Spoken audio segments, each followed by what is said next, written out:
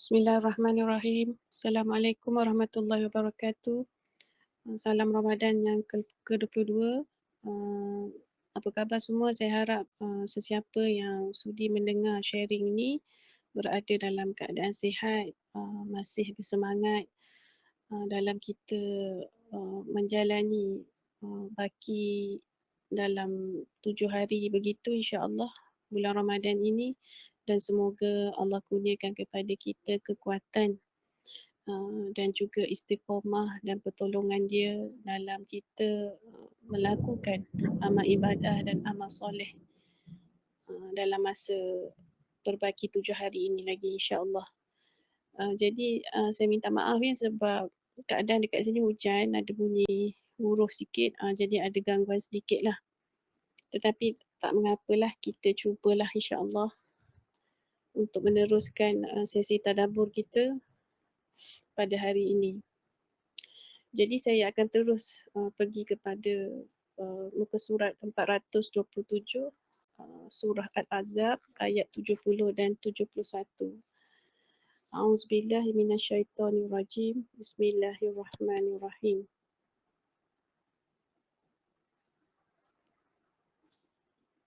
Sekejapnya. يا أيها الذين آمنوا اتقوا الله وقولوا قولا سديدا يصلح لكم أعمالكم ويغفر لكم ذنوبكم ومن يطع الله ورسوله فقد فاز فوزا عظيما صدق الله العظيم. Maksudnya, wahai orang-orang yang beriman, bertakwalah kamu kepada Allah dan ucapkanlah perkataan yang benar. Nescaya Allah akan memperbaiki amal-amalmu dan mengampuni dosa-dosamu. Dan barang siapa mentaati Allah dan Rasulnya, sesungguhnya dia menang dengan kemenangan yang agung. Amin ya. Jadi kalau kita lihat tadi kepada ayat yang saya bacakan tadi, sebelum kita pergi mentadabbur ayat 70 dan 71 yang saya bacakan tadi, dan ia merupakan surah dalam juzuk yang ke-22, surah Al-Ahzab. Saya ingin membawa para pendengar sekalian kepada dalam satu situasi di mana pernah tak kalau kita ni mengalami situasi apabila kita berbual ataupun bercakap dengan seseorang, orang yang bercakap itu dia bercakap sesuatu yang betul dan tak salah pun apa yang diperkatakan kepada diri kita ni. Tapi kadang-kadang pada peringkat kita ni seolah-olah rasa macam kita tak boleh terima apa yang cuba disampaikan oleh pihak sebelah sana. Sedangkan apa yang disampaikan kepada kita tu adalah betul. Jadi kalau nak lebih faham situasi ni, saya beri contoh sedikitlah. Contoh diri kita ni dalam keadaan bersedih ya sebab kehilangan orang yang kita sayangi ya, kedua ibu bapa kita. Jadi dalam keadaan tengah baru lagi ni kejadiannya memang baru lagi, jenazah pun belum sampai dekat rumah ya. Lepas tu adalah kawan kita datang ya melawat kita, ziarah kita kan. Disebab lalu dia kawan kita tu apabila dia berjumpa dengan kita tu, kita ni dalam keadaan tengah sedih kan, menangis, teresak-esak, bukannya perkara yang kecil ya. Kehilangan ibu bapa ni seperti ibarat macam berpisah kekal, dah tidak akan berjumpa lagi. Jadi haruslah emosi di situ, emosi pada masa tersebut ya. Kita ni hanya manusia biasa, mesti ada sisi manusiawi kita. Kita akan menangis, kita akan rasa down, kita akan rasa sedih ya. Itu adalah normal. Tetapi kawan kita yang datang ni, dia pastilah dia melihat keadaan kita yang tengah menangis tu kan. Tengah tak okey, emosi kan, tengah unstable kan. Lepas tu tiba-tiba dia cakap dekat kita macam ni, "Eh, kau tak boleh nangis-nangis macam ni. Allah mesti ada menyediakan hikmah di sebalik ujian ni. Dia cakap macam tu kat kita. Tiba-tiba dia cakap kan, dalam keadaan kita menangis ni, dia terus sampaikan macam tu kan. Dia kata Allah menyukai orang yang bersabar ni. Kita dengar pun jadi macam tak tahu nak beri reaksi macam mana, betul tak? Macam seolah-olah macam salah ke aku ni menangis ni, kan? Macam aku tak boleh ke rasa begini kan? Rasa macam tertampar lah kan? Jadi walaupun apa yang diperkatakan oleh kawan kita tu betul, tiada salahnya, sahih perkara tersebut. Tetapi apa silapnya dekat sini? Jadi silapnya dekat sini adalah dia tidak ada takwa dan berhati-hati dalam memperkatakan perkara yang betul. Maksudnya dia tidak ada protokol lah dalam dia ingin memulakan perbicaraan tu kan. Banyak faktor yang dia tak ambil kira, dia tak raikan ya, keadaan kita pada waktu tersebut. Dia tak ada empathy. Ya, hanya simpati sahaja. Jadi meskipun kalau kita ni ada perkara yang betul untuk kita sampaikan sekalipun, Allah Subhanahu Wa Taala memperingatkan kita supaya kita kena ada takwa dalam berkata-kata. Sebab tu ayat 70 surah Al-Ahzab ini tadi Allah mulakan dengan permulaan ayat yang kita baca tadi adalah wahai orang-orang beriman, bertakwalah kamu kepada Allah. Jadi ianya seolah-olah Allah menyelarikan bercakap benda yang benar, benda yang sahih yang kita nak sampaikan tu dengan takwa kepada Allah. Seolah-olah Allah nak bagi tahu kita bertakwa kepada Allah dan bercakap yang benar perlu diintegrasikan dengan betul. Jadi sebenarnya apa maksud kena ada takwa dalam kita berkata-kata ni? Jadi takwa ni antara maknanya adalah berhati-hati dan cermat.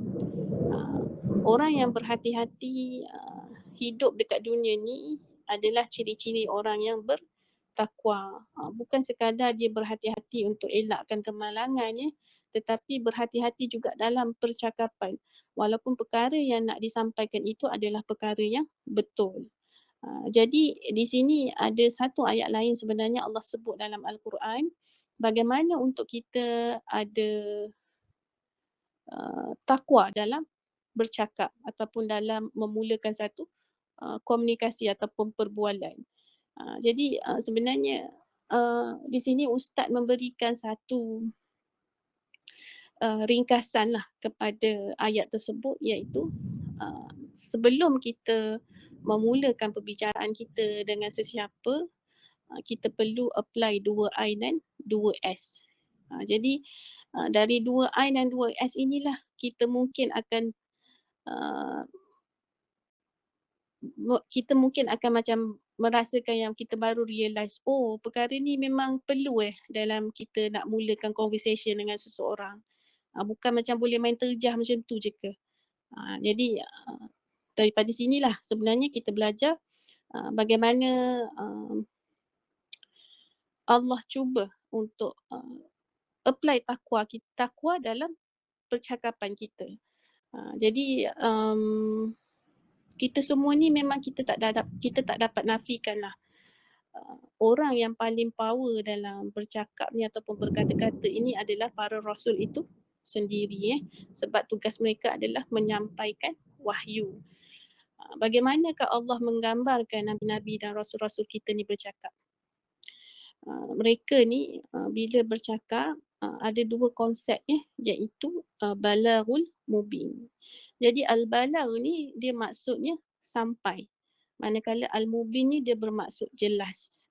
Jadi pada hari ni bila kita nak sampaikan sesuatu, kita nak mulakan conversation kita dengan seseorang, apa yang perlu kita buat adalah jangan terlalu gopoh dan cepat nak menyampaikan apa tujuan ataupun perkara ilmiah yang kita nak sampaikan, macam niat kita sebenarnya kan nak sampaikan dekat seseorang. Seolah-olah macam kita ni terus cepat nak pergi mubin tu. Mubin tadi kan jelas. kita terus nak pergi kepada tujuan perbualan itu uh, termeteri tanpa me-apply balah tu. Ya. Jadi kalau nak kalau dalam erti kata perkataan yang lebih senang untuk kita fahami, balahu mubin ni adalah dua I tadilah, iaitu dua I tersebut adalah interaktif dan ilmiah. Jadi interaktif itu terletak pada al-balagh dan ilmiah itu pula pada al-mubin. Interaktif dulu baru ilmiah. Interaktif ni bukan maksudnya kita ni kena berseloroh, kena bergurau senda sepanjang masa kita bercakap tu. Tetapi maksudnya kita meraihkan pendengar kita. Maksudnya kita ada empathy apabila nak mulakan perbualan ataupun percakapan dengan seseorang. Kawan kita, kalau macam contoh tadi kan saya bagi contoh, orang yang tengah mengalami kematian tu dia dalam keadaan bersedih, betul tak? Jadi kita elakkan, kalau kita berada dalam situasi tersebut, kita elakkan daripada kata-kata perkataan yang tak kena, yang mungkin boleh menambahkan lagi kesedihan dekat hati kawan kita tu. Jadi kita sebelum nak menyampaikan ataupun kita nak console dia kan, nak katakan macam niat tu memang baik, niat tu macam nak support dia, nak bagi semangat dekat dia. Tetapi dalam masa yang sama kita lupa untuk raikan perasaan dia, emosi dia pada waktu tersebut. Jadi kita sebelum nak pergi kepada nak memberi kata-kata semangat tu dekat dia tu, iaitu perkara tu adalah ilmiah lah. Sebelum kita nak pergi pada perkara yang ilmiah, kita kena apply interaktif terlebih dahulu. Jadi kena lihatlah keadaan seseorang itu terlebih dahulu. Empathy first, barulah ilmiah. Ya, kalau kita lihat dalam mana-mana ceramah dalam para asatizah kita kan, sebelum dia nak sampaikan perkara ilmiah tersebut, dia akan always address dia punya audience dengan mengucapkan terima kasih, mengucapkan tanda perhargaan kepada mereka. Jadi ini adalah salah satu cara untuk kita acknowledge kita punya audience. Jangan terlalu gopoh dalam nak mulakan bicara, nak interaktif saja pun tak boleh. Kena kombinasi interaktif dan ilmiah. Jadi maksudnya apabila kita nak menyampaikan perkara ataupun kita ingin memberi nasihat kepada seseorang atau apa sahaja, walaupun pada perbualan kita di rumah dengan ahli keluarga kita, perlulah kita ada minta maaf hujan kat sini. Jadi perlulah kita ada empathy di dalam diri kita.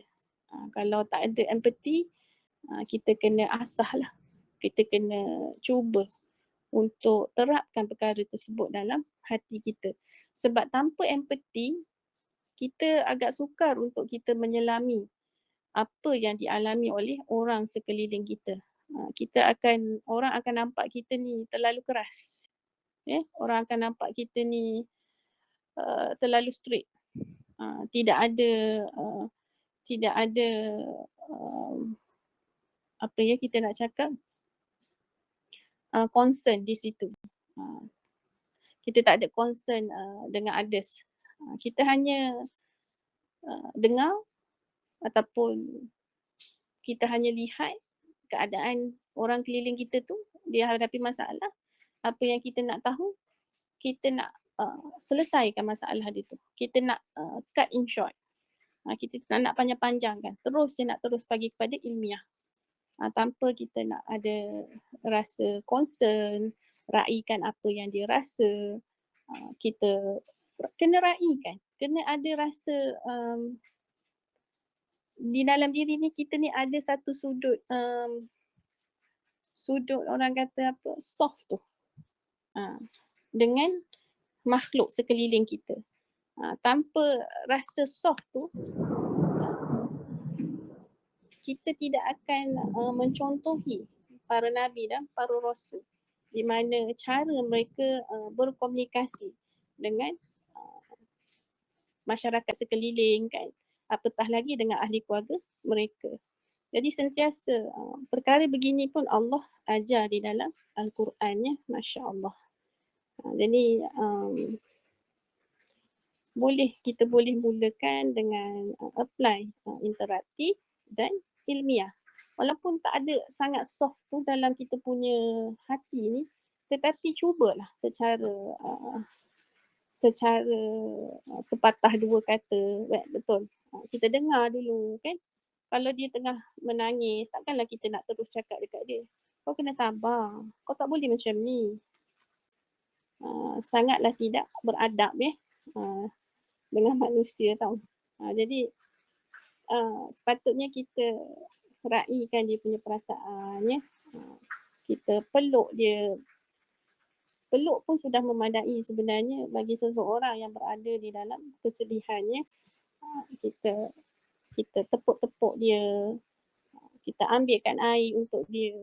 Apa sahaja kita boleh buat daripada sudut empathy tu. Untuk kita keluarkan empathy tu kepada others. Daripada kita terus duduk tanya dia, kau kenapa? Kan? Dia pun dalam keadaan menangis pun nak menjawab pun macam dah lah dengan esakan tu, esak-esak nangis, lepas tu nak kena explain lagi, betul tak? Jadi sangatlah tidak sesuai. Jadi kena ada cara yang betul ya untuk address apa yang orang tengah hadapi. Dan begitu juga kalau kita ingin menasihati seseorang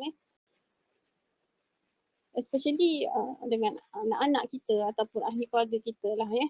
Orang luar tu terlalu jauh lah especially dengan anak-anak Anak-anak ni dengan anak-anak sebenarnya walaupun kita ni sebagai seorang parent, kita ni ada side yang kita dominan, tetapi dalam mendidik anak-anak ni tidak semua perkara kita boleh apply dominan kita tu.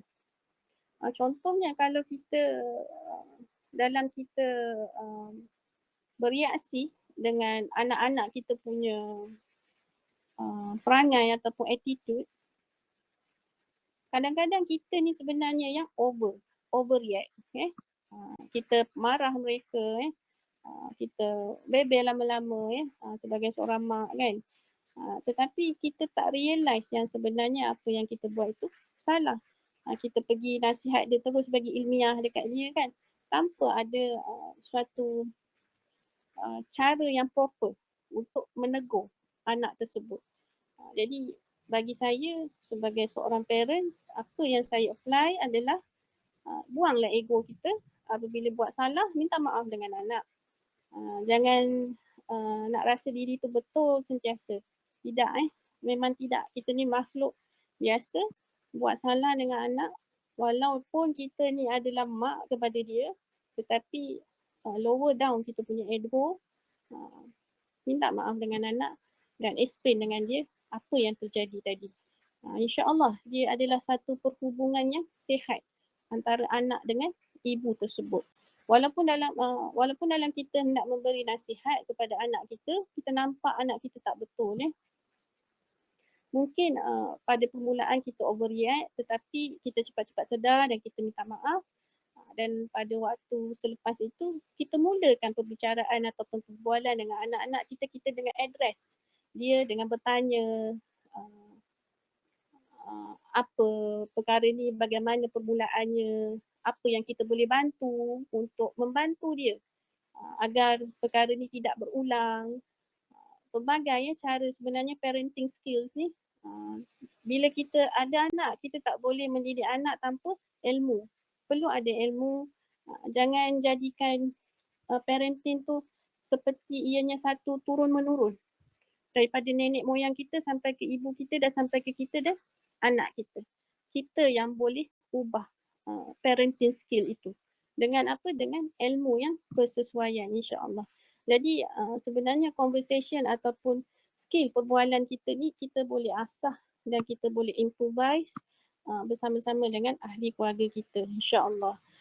Jadi di dalam Al-Quran sendiri dia menekankan agar kita ada sifat empati tersebut. Kita boleh apply interaktif, kemudian apabila keadaan kita nampak stable, baru kita sampaikan ilmiah tersebut. Jadi kita pergi kepada konsep 2S pula, iaitu S itu santun dan soheh. Jadi kalau ada contohnya tadi kita ni pergi visit kawan kita yang ada kematian dan kita pula terus bagi tahu dia apa tadi kita punya dialog kita, kata Allah suka kepada orang yang bersabar. Kau janganlah nangis-nangis macam ni. Dia pasti akan ada ganjaran menanti engkau. Soheh kan? Benda tu soheh tak? Soheh. Betul, benar. Tak ada siapa cakap benda tu tak benar. Tapi sebelum kita nak soheh, kita santuni dahulu dia. Jadi al-balagh dulu baru mubin. Dan bila Allah pesan kepada orang beriman, ittaqullah, kena bertakwa kepada Allah, maksudnya jadilah hamba Allah yang cermat, bukan pada perjalanannya sahaja tetapi kepada percakapannya, tindakannya dan lain-lain. Tetapi dalam konteks ayat ini dia lebih menjurus kepada percakapan lah. Jadi kena lihat keadaan orang yang kita tengah berhadapan dahulu, barulah kita deliver perkataan ilmiah tadi. Kena ada santun dahulu, barulah boleh pergi kepada soheh. Kena ada interaktif dahulu, baru ada ilmiah. Dan di saat kita praktis kaulun sadida tu, iaitu 2I dan 2S ni, kesannya Allah kata di dalam ayat tadi, kita akan berjaya dan Allah akan ampunkan dosa-dosa kita. Jadi kita buat dengan cara yang betul, Allah akan beri keampunan kepada kita. Dan Allah cakap lagi, siapa yang taat kepada Allah dan Rasulnya, seperti apa? Formula 2I dan 2S tu tadi adalah daripada al-balagh al-mubin. Jadi kita mencontohi para rasul dan para nabi di dalam mereka berkata-kata apabila menyampaikan wahyu, maka sesungguhnya Allah kata dia telah berjaya mencapai sebesar-besar kejayaan. Jadi kita ni bila kita nak bagi nasihat ke orang ataupun kita nak bercakap dengan orang-orang sekeliling kita, perkara tu adalah bagus daripada kita diam saja tak berbunyi kan.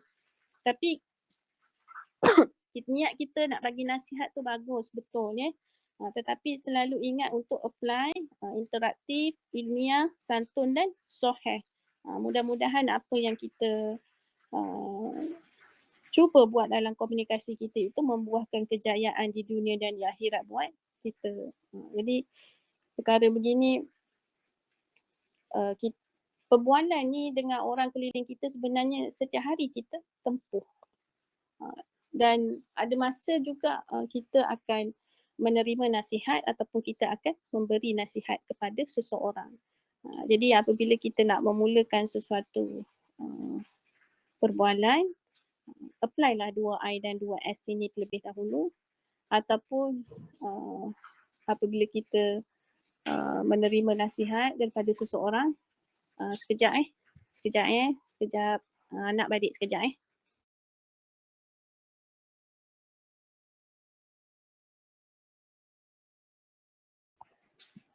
Tak maaf Okay, baik.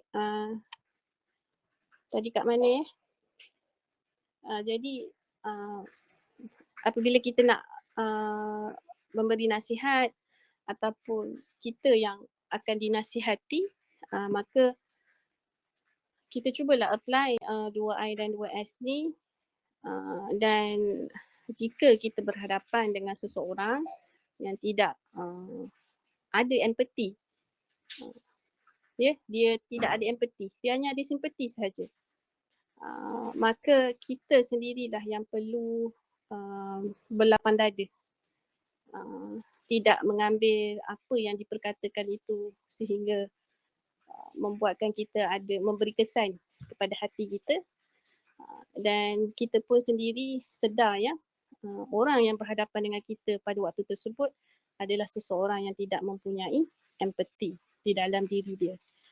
Jadi mungkin untuk tidak membuatkan sesuatu keadaan tu menjadi tegang, maka mungkin kita boleh elakkanlah daripada meminta nasihat daripadanya, ya. Mungkin kita boleh pergi kepada orang yang kita selesa dalam kita meminta nasihat berkenaan sesuatu perkara, mungkin tentang parenting ataupun mungkin tentang pelbagai perkara, ya. Apabila kita ingin meminta nasihat daripada seseorang. Dan mudah-mudahan dengan sedikit perkongsian berkenaan dengan percakapan ataupun perbualan pada hari ini, walaupun kita nampak perkara ni remeh, tetapi sebenarnya Allah rakamkan dalam Al-Quran, ya, bagaimana cara untuk kita berinteraksi. Dan apabila Allah mengatakan di dalam percakapan kita melaksanakan takwa, maka Allah janji yang Allah akan ampunkan dosa-dosa kita, dan Allah mengatakan yang kita telah berjaya mencapai sebesar-besar kejayaan. Buktinya, maksudnya apa di sini? Maksudnya penting communication skill tu apabila kita nak bercakap ataupun kita nak berdakwah. Sebab apabila kita bercakap, sebenarnya kita akan menyentuh hati seseorang. Orang akan tersentuh dengan sikap kita, dengan percakapan kita. Orang akan lebih ingat apa yang kita cakap daripada apa yang kita buat. Jadi apabila kita mengeluarkan kata-kata, sentiasa cuba contohi para nabi dan para rasul bagaimana mereka memulakan ataupun berbual ataupun berkata-kata, bercakap dengan orang sekeliling mereka. Adakah mereka menggunakan perkataan-perkataan yang keras ataupun mereka meraihkan emosi orang keliling mereka, ataupun adakah mereka sentiasa hanya nampak kesalahan orang sahaja. Jadi kita sendiri tahu keadaan hati kita, diri kita bagaimana, kita sama-sama perbaiki agar selepas ini apa yang percakapan, kata-kata yang keluar daripada mulut kita, ianya adalah suatu perkara yang Allah suka dan menepati syarat-syarat yang Allah sudah tetapkan kepada kita, insya-Allah. Jadi saya tutup perkongsian pada hari ini. Mudah-mudahan kita dapat manfaat bersama-sama dan kita dapat perbaiki, kita dapat reflect diri kita. Yang penting adalah diri kita sendiri, ya. Saya hanya menyampaikan saja, tetapi selebihnya sebenarnya perkara yang saya perkatakan ini adalah untuk diri saya sendiri. Jadi saya tutup perkongsian pada hari ini dengan tasbih kifarah dan surah Wal-As. Assalamualaikum warahmatullahi wabarakatuh. Subhanallah.